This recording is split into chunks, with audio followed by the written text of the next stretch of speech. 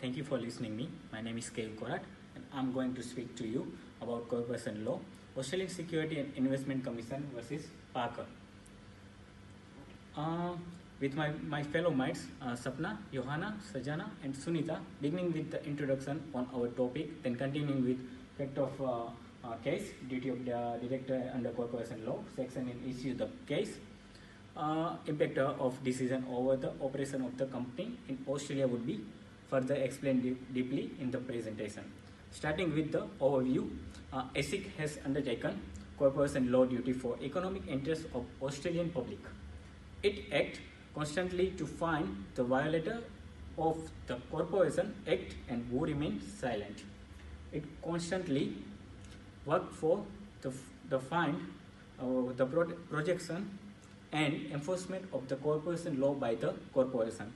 For an example, the Vigilance Act of ASIC brought the director of the Queensland Superannuation Private Limited before court on finding the truth that he breached the duty and was silent. The case was like there were allegations made against the director of the Queensland Superannuation Private Limited that he proved the loan amount 2.5 million to Mr. Pradue on July 1997, which had to be approved after independent verification of financial conditions prescribed for approval of loan by the company. The director of the company were responsible for granting and approving the loan in the company. However, the defense director approved for granting and approving the loan company. However, the defense director approved himself the loan without checking the requirements set for the loan approval above that he breached the express duty given to him to check background and history of the person who is asking for the loan from the company. In spite, the director grossly approved the loan and did not went to checking whether the person seeking loan has taken loan previously or not, whether he paid his all previous loan and timely basis or not. Further, my friend Sapna would explain you the duty of director under corporation law. Thank you. Hi, my name is Sapna. Today I am going to explain the duty of directors of under corporation law. Section 181, director has to be seen that power is exercised to subservice interest of company in good faith and restriction on improper of position as per section 182. Section 191 provides imposition of duty of disclosing personal interest. And today also discuss about section 180. Section 180 require almost good faith by the director of the company. If the act of the director comes in contravention with the interest of the business, then such act will amount to breach of legal duty and violation of corporation law. Also, we discuss section 181. It provides for fulfillment to avoid the civil liability by the director of the company. They must use their position only for proper business function only. There must not be any mala fide intention behind the exercise of power and discharge of duty by directors. The director will not use their position to secure personal interest on the interest of third person in whom they have interest. Section 182 asks the director to use the business information and secrets for the business purpose only. And if any personal interest arise in the decision making of which director is involved, he must tell the same to the other directors. Thank you. Hello, I am Sajana. I am talking about section in issues in the cases. There are three sections here, that is section 181, 191 and 232. Talking about section 181, duty to act in good faith and to serve the interests of the company, non-performance of independent verification before approving loan. And section 191, duty to disclose personal interests if any involved, expressly stating the personal interest to other directors that behind approving loan success fee is the reason. Talking about section 132, the power of the court to decide the case and validity of action of the directors. Approval of lien without independent verification violated section 181, 191 of the corporation law. The director to fulfill own profit motto forget the duties under the corporation law. He also hides such interest for the stakeholders of the company. Now I want to talk about decision of the case. Court found failure of the directors to examine verification of benchmark of 80% and expense ratio at not more than 45%.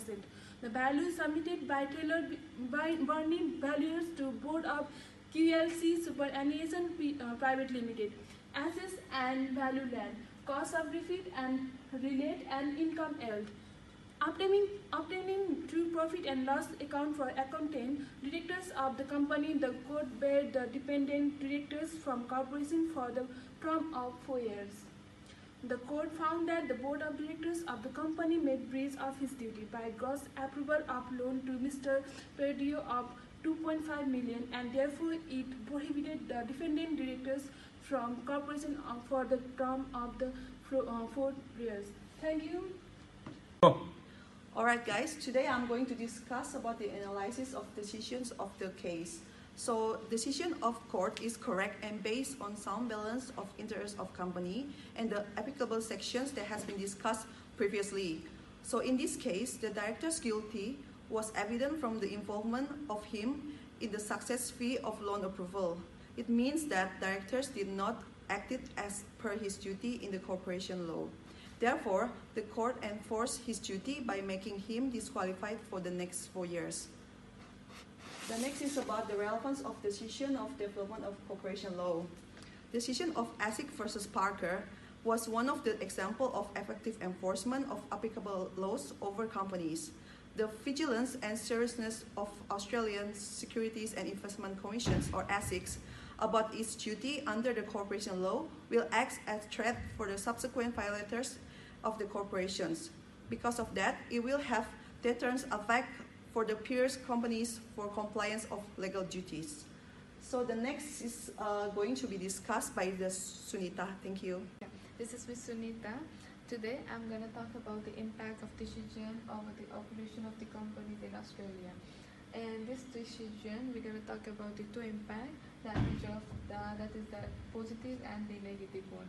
And the positive one, the positive impact includes attention towards the compliance of legal formalities in all the activities of the business and less litigation consequences for the violation on various occasions.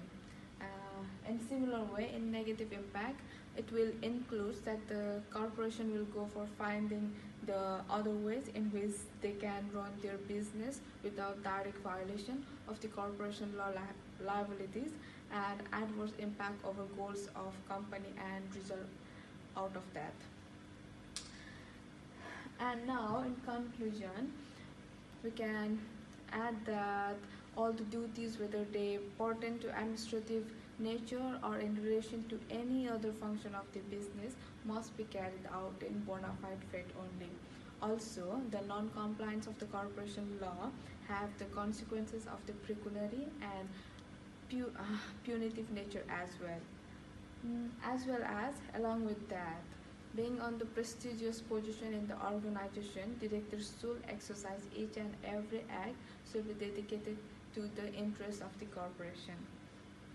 So in the summary, I can conclude that duties in relation to function of the business must be carried out in bona fide faith. Only as non-compliance will have the consequences of the pecuniary and punitive nature as well. Thank you.